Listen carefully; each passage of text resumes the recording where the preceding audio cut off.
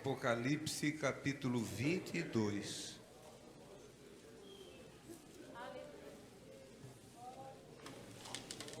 Vivemos num tempo de tantas desesperanças. E parece que o povo de Deus, que deveria estar demonstrando, cantando, glorificando a Deus, vive desesperançado, não sabe o que está fazendo. Mas eu creio que você, que ouve a palavra, sabe muito bem discernir esse tempo de calamidades que nós estamos vivendo. Versículo de número 8 do capítulo 22. Eu, João, sou quem ouviu e viu estas coisas. E quando as vi, prostrei-me ante os pés do anjo que me mostrou estas coisas, para adorá-lo. Então ele me disse: vê, não faças isso. Eu sou conservo teu, dos teus irmãos, os profetas e dos que guardam as palavras deste livro. Adora a Deus. Disse-me ainda: não seles as palavras da profecia deste livro, porque o tempo está próximo. Continue o injusto fazendo injustiça, continue o imundo ainda sendo mais imundo, o justo continue na sua prática da justiça, e o santo continue a santificar-se. Eis que venho sem demora, e está comigo o galardão, que tenho para retribuir a cada um segundo as suas obras. Eu sou o Alfa e o Ômega, o princípio, o primeiro e o último, o princípio e o fim. Bem-aventurado aqueles que lavam as suas vestiduras no sangue do Cordeiro, para que lhes assista o direito à árvore da vida, e entrem na cidade pelas portas. Ficarão de fora os cães, os feiticeiros, os impuros, os assassinos, os idólatras e todo aquele que ama e pratica mentira. Eu, Jesus, enviei o meu anjo para vos testificar estas coisas às igrejas. Eu sou a raiz e a geração de Davi, a brilhante estrela da manhã. O Espírito e a noiva dizem: vem. Aquele que ouve, diga: vem. Aquele que tem sede, venha. E quem quiser, receba de graça da água da vida. Querido Deus, meu Pai, tenho certeza, Jesus, que esta é a tua palavra para esta noite. Não deixa, Senhor, eu vacilar diante desta responsabilidade e desse momento que concedes a mim, teu servo, para poder transmitir, Senhor, a tua bendita e santa palavra. Ó querido Jesus, alabashai, rabalada, rabashai, aleluia. Eu creio na profecia, eu creio na profecia, eu creio no profeta, aleluia, que transmite a tua palavra segundo o teu querer. Jesus bendito, ajuda-nos, Senhor, mais uma vez. Amém, amém. Queiram ficar sentados, irmãos. Eu louvo a Deus pela força que ainda o Senhor me dá, de poder sair de Itajaí às 5 horas da tarde e chegar aqui às 7h30, não é? Chovendo, neblina forte na serra. Eu até pensei, não falei nada para Esther, mas ir lá para nada, né? Trabalhei até meio-dia no pesado, ir lá para nada não vale a pena. Eu quero ir e ser útil. Quero ir e ver os irmãos alegres. Isso eu já vi. E eu espero que vocês possam levar a palavra para casa, não só o livro, mas ela gravada no teu coração, no teu subconsciente, porque nós temos um versículo que usamos nas nossas literaturas de ensino, que são muito preciosas e precisas. O meu povo foi destruído porque lhes faltou conhecimento. Pessoas que não têm o conhecimento através da palavra estão perdidas. Ali é mais forte, falando sobre Israel, foi destruído, porque não quiseram dar crédito à palavra. Infelizmente, nem todos que entram num lugar como este vêm por causa da palavra. Eles vêm para receber um benefício ou outro por Jesus, mas a palavra não querem, porque a palavra faz diferença na nossa vida. A palavra é um divisor das águas. Ou nós somos ou não somos. Ou estamos indo para a Canaã celestial, ou estamos indo para a perdição eterna. A palavra faz a diferença. Então eu gostaria de falar para pessoas hoje que ao menos tem o desejo de viver de olhos abertos, que olhem, que vê. Muitas vezes a palavra, o próprio Jesus falando, diz: olhai, vigiai, observai, ouvi. Ouve, povo meu, olha. Quando Moisés foi levado para o monte onde ele foi, quando ele morreu, ele já tinha mais de 100 anos, talvez 110, não é? E o Senhor disse para ele: eu vou mostrar para você todas as promessas que eu fiz para Abraão, para Isaac e para Jacó.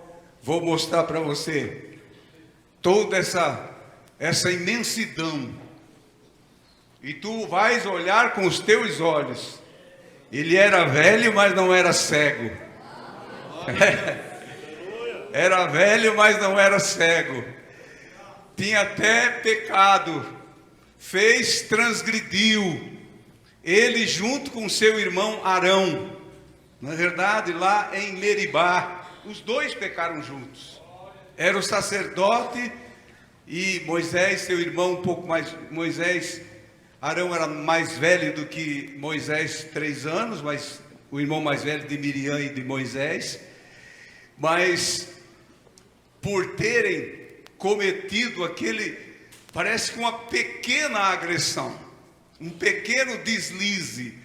Claro que nós temos a toda certeza, absoluta certeza, porque a Bíblia afirma isso, que Moisés não desapareceu. E Moisés, Satanás não carregou com o corpo dele. Quis disputar o corpo de Moisés, mas o Senhor disse: não, eu vou guardar para mim. Isso é uma presa minha. Ele é meu. Ele não vai entrar na terra prometida. Deus fez isso para mostrar para Moisés, para Arão e para todos os caminhantes que estavam com eles quem era o Senhor, o que o Senhor exige do homem. Primeira vez você bate na rocha, segunda vez lá na mesma rocha, voltou. Fala com a rocha agora. Moisés e Arão foram chamados pelo Senhor para fazer esse serviço. Arão estava do ladinho de Moisés. Os dois pecaram juntos. Os dois morreram quase que nos mesmos dias. Um tinha 123 anos e o outro 120 anos. Morreram. Arão não se fala muito nele, mas com certeza um dia nós vamos encontrá-lo. Arão tem uma história assim, de altos e baixos. Parece que se eu fosse Deus, eu não perdoaria nunca. Se você fosse Deus, não o perdoaria nunca. Ele transgrediu. não é? De uma forma muito cruel, avançou o sinal de uma forma cruel diante do Senhor, fez um ídolo, ele abominou aquilo que ele já tinha aprendido, ele já tinha ouvido a voz de Deus, porque ele já tinha subido antes com Moisés até certo lugar no monte, e o Senhor tinha passado ordenanças para o povo de Israel. Não era a primeira vez que Moisés subia no monte, ficava 40 dias lá e voltava. Ele já tinha estado lá não sei por quanto tempo com Arão, mais um número de 70, eu acho que 70 anciões, e os filhos de Arão com ela. Arão tinha experiência com Deus. Imagina não ter experiência com Deus, desde o Egito, quando se encontrou com Moisés, e fizeram todas aquelas maravilhas, viu o mar vermelho se abrindo, ele fez tantas coisas gloriosas, mas teve um momento que ele vacilou. Moisés desceu do monte 40 dias depois, e encontrou aquela abominação fundida de ouro. Arão foi questionado por Moisés, dizendo: o que foi isso, homem? O que esse povo fez para você, que você cometeu tal agressão? Não, o povo, você sabe como é que é. São terríveis, o povo é indomável. E eles pediram, eu fui na voz deles. E eu fiz isso aí, coloquei isso aí no ouro no fogo, e saiu isso que saiu. Mas eu creio que Arão naquele dia, a Bíblia não diz, mas pela fé nós podemos ver como Deus trabalha na vida do homem. Arão chorou muito, Arão se humilhou para poder prosseguir como sacerdote. Mas lá na frente, no capítulo 40, quando tudo estava preparado já, o tabernáculo estava pronto, os utensílios estavam prontos, tudo estava pronto, o Senhor fala para Moisés agora: dá um banho em Arão, lava Arão, joga água limpa nele, nos filhos dele, troca a roupa dele, coloca a roupa santa nele, coloca nele, põe nele agora aquelas roupas especiais que eu mandei fazer, roupa sacerdotal, coloca nele, para que ele possa ministrar. E quando Arão se colocou nas mãos dos que lavaram ele, aprontaram, prepararam ele, quando ele entrou para ministrar no cenáculo, a glória do Senhor desceu sobre aquele lugar. Ele saiu. Irmãos, são oportunidades que Deus vem dando para o homem desde o princípio. É difícil contar a história de Arão, mas lá no final, quando ele morre, não diz que foi escondido o corpo dele como o de Moisés. Ele morreu, as pessoas, os hebreus o sepultaram, mas choraram sobre a morte dele, choraram a morte dele por 30 dias, choraram porque o amavam. Deus dá um jeito na nossa vida. Hoje não é mais alguém que vem me dar um banho, mas é o precioso sangue de Jesus. Como diz a Escritura que acabamos de ler, lavamo-nos, são que se lavam no sangue do Cordeiro, para poder chegar àquele santo lugar, entrar na cidade pelas portas. Irmãos, nós precisamos estar vendo, nós estamos vivendo num tempo de calamidades, a nossa nação está passando por momentos de angústia. Não é somente porque, como já ouvimos o pastor falar, que o Brasil perdeu vergonhosamente ontem. Eu creio que eu não estou cometendo nenhum crime em falar isso para os irmãos aqui, falando de Copa do Mundo. Eu não vi nenhum gol, mas eu leio, eu sei o que aconteceu. Eu sei as declarações que foi feitas sobre isso. Esse técnico disse: isso é uma maldição. Foi uma maldição, porque o Brasil, a nossa seleção nunca passou por um vexame desse. Isso é uma maldição. Irmãos, para o brasileiro fanático, para o brasileiro sem Jesus, sem salvação, eu não estou falando em brasileiro sem igreja, porque quase todos os brasileiros têm igreja, porque toda esquina tem uma igreja. Eu estou falando em brasileiro sem salvação, em brasileiro sem o perdão, em brasileiro sem comunhão com o Espírito Santo.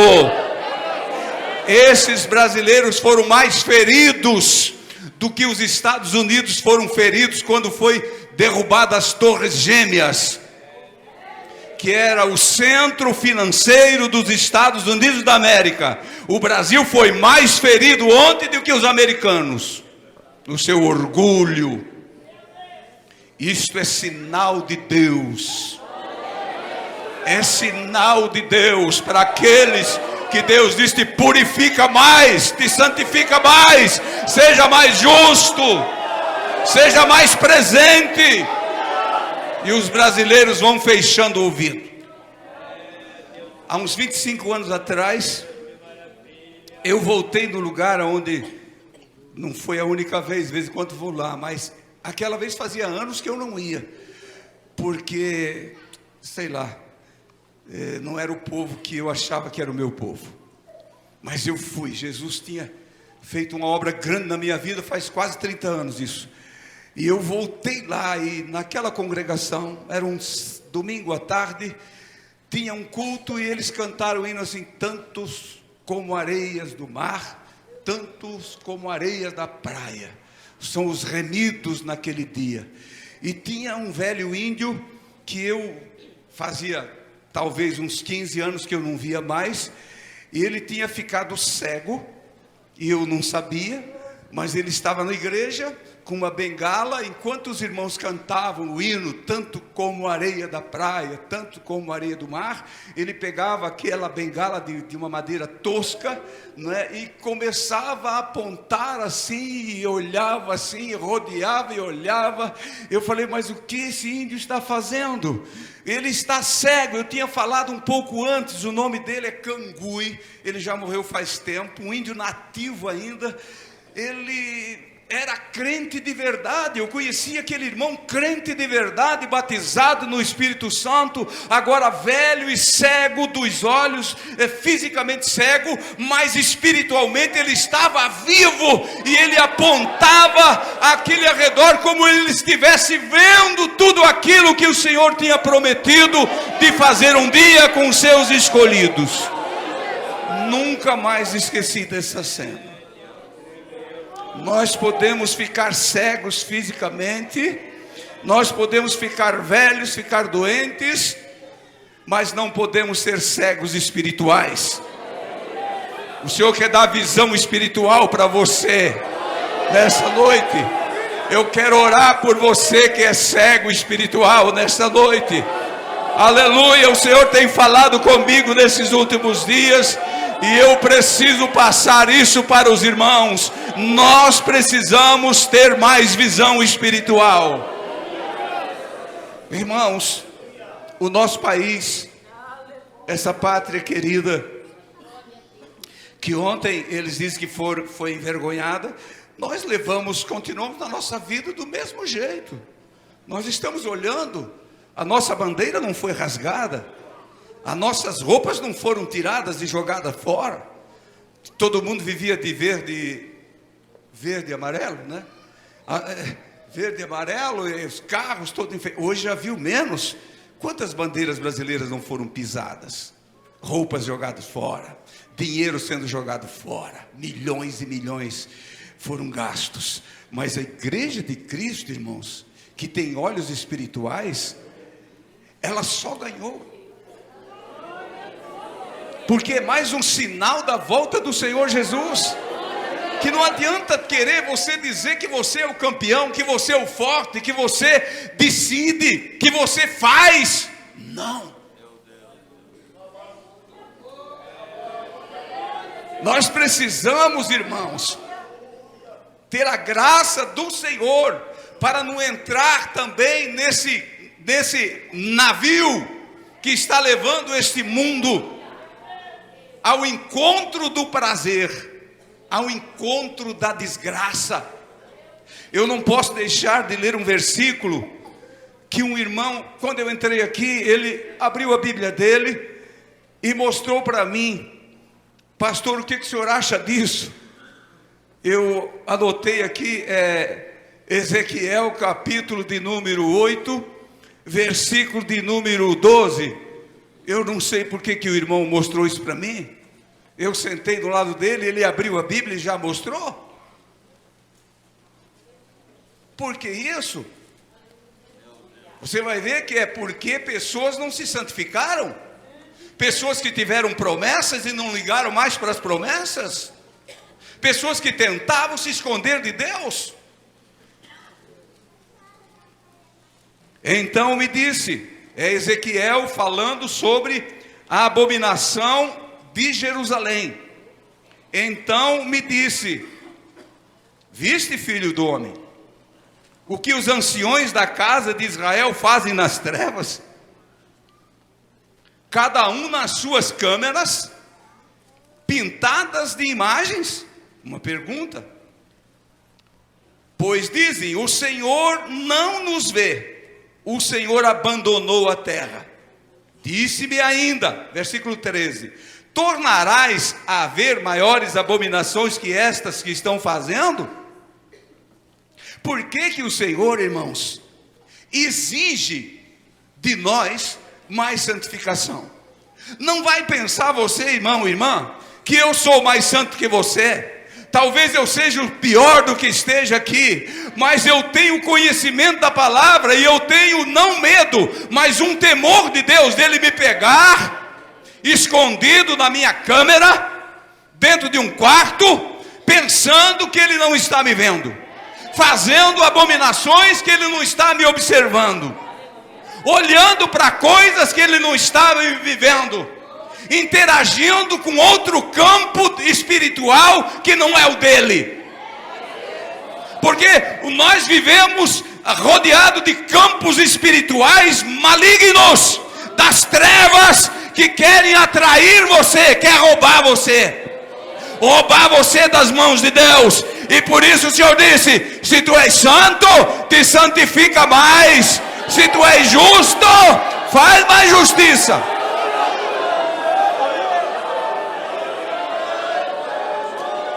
Porque nós vivemos este tempo de amargura, de perversidade. Não somos os queridos da terra. Mensageiro que fala a verdade não é o querido, é o mais, talvez, desprezado pela congregação. Se eles pudessem fugir da gente, fugiam. Mas temos um compromisso com a verdade. Bendito é o nome do Senhor.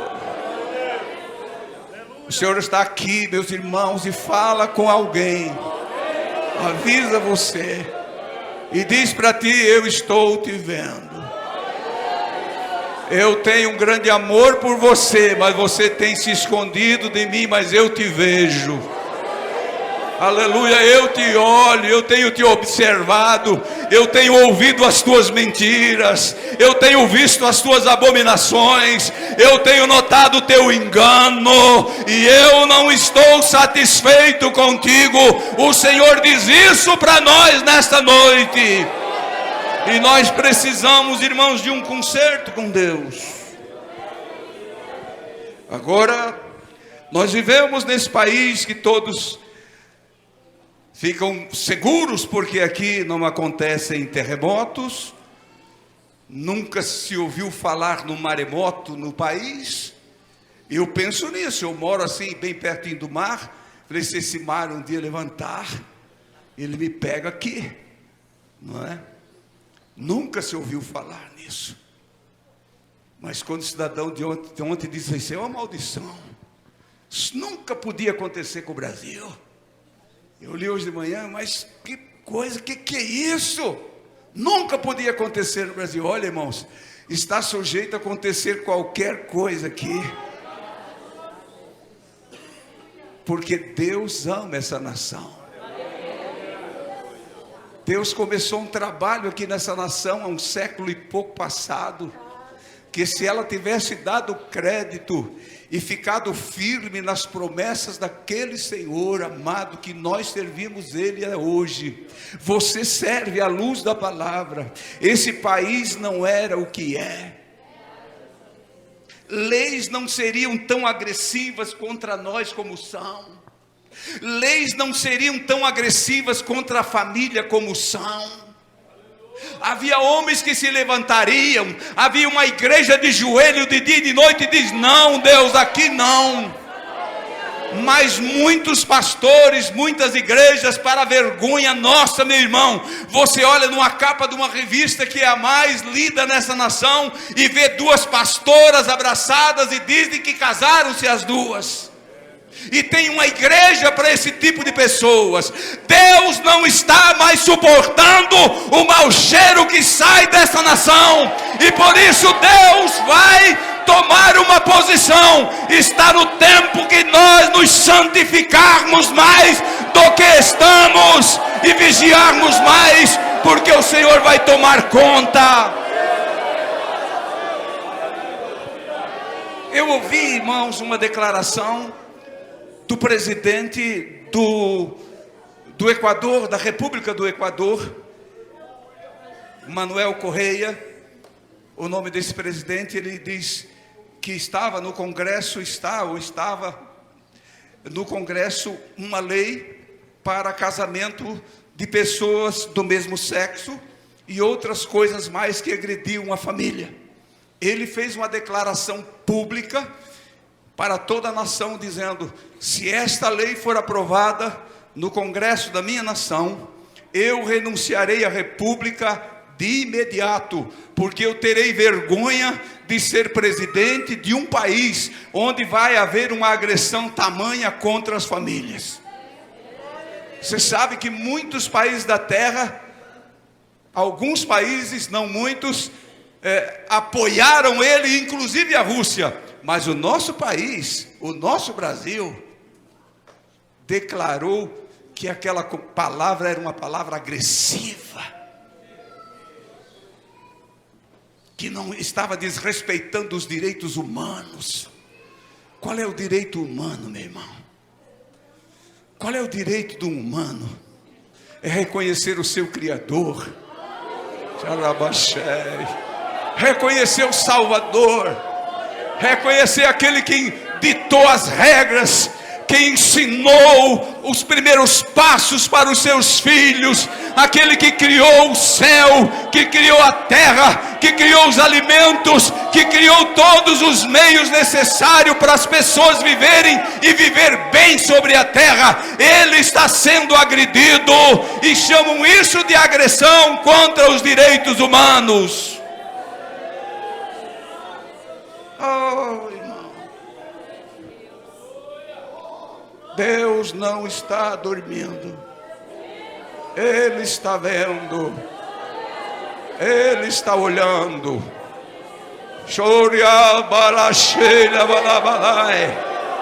O Senhor continua batizando com o Espírito Santo, o Senhor continua falando com o homem, o Senhor continua transformando vidas. O Senhor tem prazer de ensinar os seus filhos o caminho que devem andar, o caminho que devem trilhar. Ele é o começo e Ele é o fim, Ele te leva até o fim.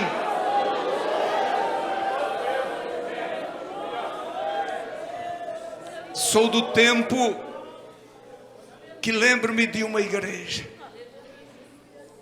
de um povo diferenciado em tudo.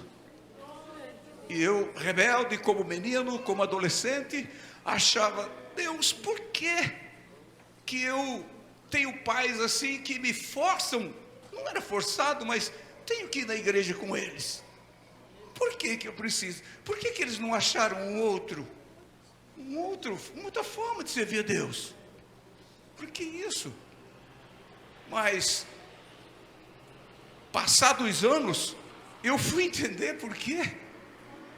Quando eu vou e olho naquelas imensidão, esses dias eu tive parei o carro numa imensidão daquela, olhei, disse, meu Deus, aqui está um lugarzinho chamado Rio de Trás. Lá está a Serra do Mirador. Lá está a serra, outra serra que nós conhecemos, as montanhas, aqueles vales, aqueles canhadões, aqueles grotões. E quando nós morávamos lá, a 40 quilômetros dali onde eu estava, os irmãos iam a pé nos visitar lá.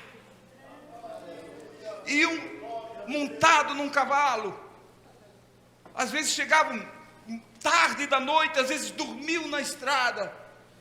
E quando eles tinham lá na igrejinha de Tauba deles um estudo bíblico, nós vínhamos de lá onde estávamos, lá onde ele estava, esse passeio entre igreja, essa glória. O mundo não tinha nada a ver com aquele povo, era um povo diferente, um povo que recebia o que precisava do Senhor.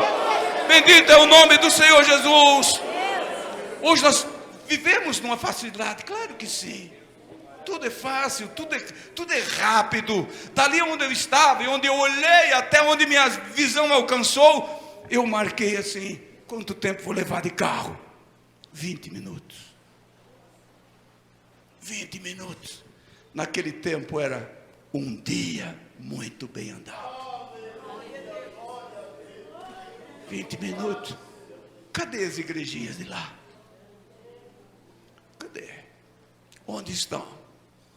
No lugar de uma tem 20, 30 denominação, tudo brigando um contra o outro. Tudo brigado. Onde está o teu povo, Senhor?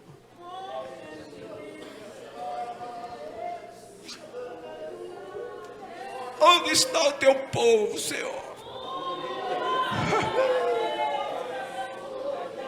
É de chorar, irmão, não é? Chora, chora Israel, chora Israel, chora igreja, chora igreja. Glorifica a Deus, irmão, se tu tens a salvação e sentes a paz do Espírito da tua alma e sabes com toda a certeza dela que um dia tu vais habitar na Canaã celestial. Aleluia.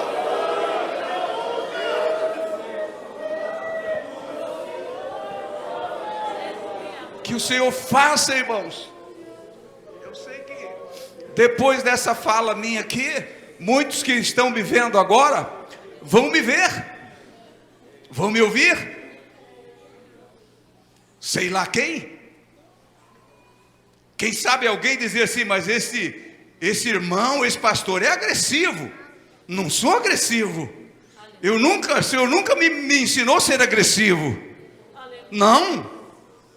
Mas tenho um desejo, irmãos, de ver você, de ver eu mesmo, que eu também estou no mesmo barco que você está, ser salvo em Jesus Cristo, andar com segurança, andar com graça e dizer, Senhor, eu cheguei na tua presença. Eu caminhei e cheguei. Aqui, irmãos, não vou poder ir muito além. Disse, eu, João. Tem um ponto, uma vírgula no eu, depois João, vírgula. Sou quem ouviu e viu estas coisas. E quando as vi, prostrei-me aos pés do anjo que me mostrava as coisas para adorá-lo.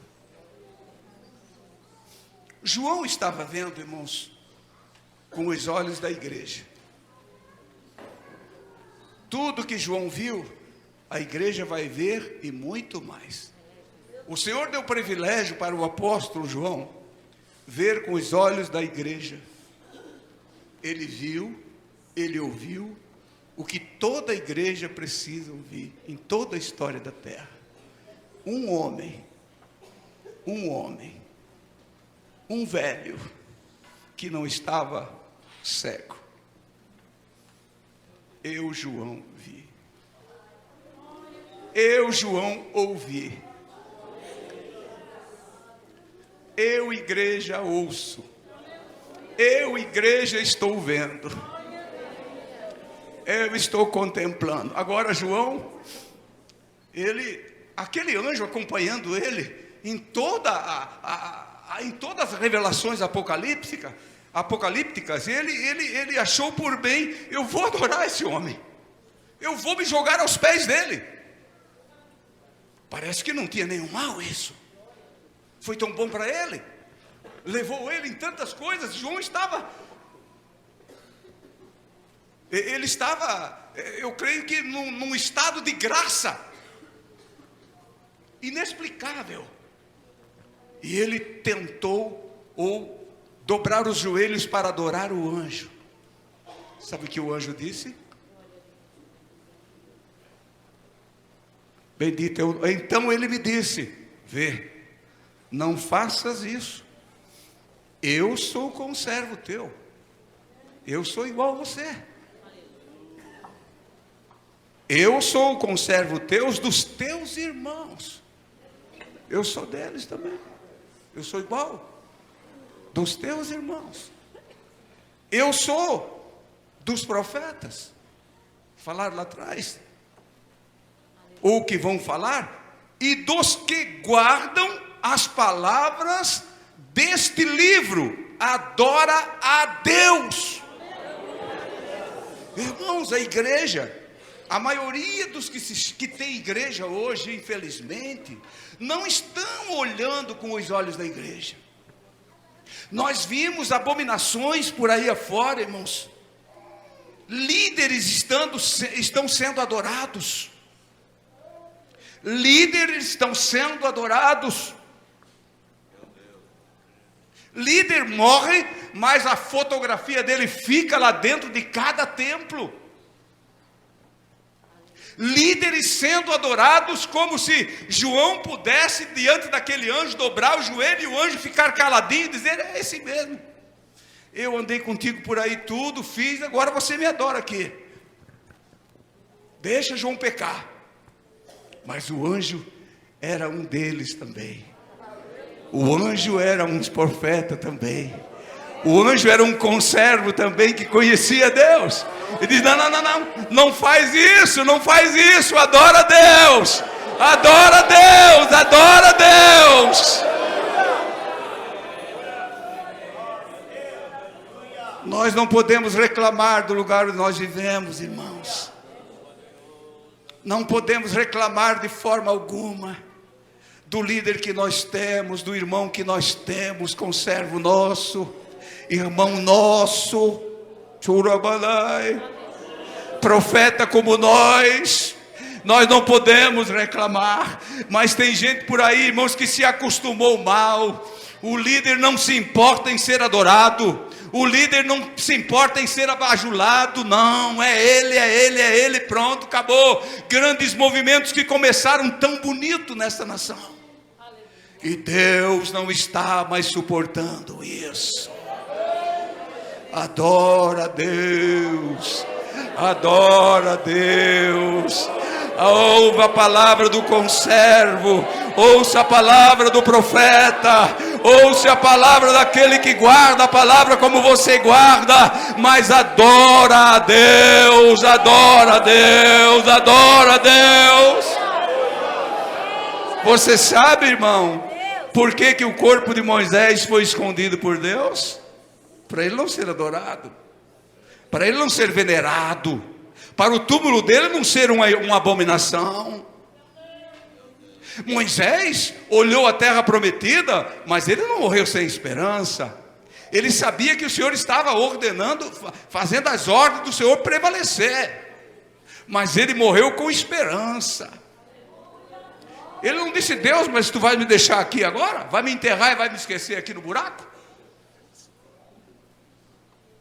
Tu vais me deixar aqui? Eu creio, irmãos, que não foi escrito tudo. Ele disse: não, filho, eu vou te esconder.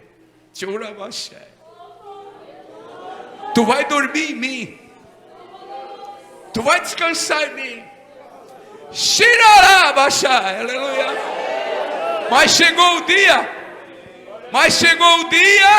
que o Senhor disse: Moisés, acorda, eu preciso de você hoje, para provar que tu és meu, para provar que eu não te esqueci, para provar que eu não te deixei jogado num buraco. Tu és igreja. Tu és igreja. Acorda, Moisés. Moisés acordou, ele e Elias. Lá no Monte da Transfiguração, os discípulos viram Moisés e Elias. Foi ou não foi? Foi ou não foi? Moisés e Elias, olha, Moisés e Elias conversando com o Senhor Jesus. Igreja, igreja, Jesus é igreja, Jesus é o tronco maior da igreja. Depois do dia da morte do Senhor Jesus, da ressurreição, foi visto Moisés e outros profetas nas ruas de Jerusalém. O Senhor não esquece, irmãos, o Senhor não esquece de você, o Senhor não esquece de mim. Ele tem o nosso nome escrito no livro da vida, aleluia. Bendito é o nome do Senhor Jesus. Mais um pouquinho já encerro. Então ele me disse, vê, não faças isso, versículo 10. Disse-me ainda, não seles as palavras deste livro. Não cala a tua boca. Não cele a palavra desse livro. Claro que Moisés, que o Senhor estava falando sobre o livro do Apocalipse, mas nós temos toda a Bíblia. O livro que João estava escrevendo naquele dia. Mas nós temos toda a Bíblia. Há uns satanistas, irmãos, entupindo nossas caixinhas de correio das igrejas, lá na minha cidade, com um estudo, segundo eles, que tem Paulo como um herege, como um impostor, Lucas como impostor, e outros. Ele só crê naquilo que João escreveu e que Jesus escreveu, que eles escreveram sobre Jesus e na revelação. Mas o que Paulo escreveu é abominação, é coisa da igreja romana. Você tem as palavras de Paulo de coisa de igreja romana? O que seria da igreja, meu irmão, se não fosse as epístolas do apóstolo Paulo? Se não fossem as revelações que cumpriram-se na vida de Paulo, quando Jesus disse, eu faço isso, mas aquele que crê em mim fará as coisas maiores do que essa, virão e dirão para vocês coisas maiores do que essa. E eu creio, meus irmãos, que nós vivemos num dia, nesse dia, ore, para que o Senhor levante profetas que profetizem coisas maiores para nós, que nos despertem para o glorioso dia do arrebatamento que chegou. Eu não tenho dúvida disso.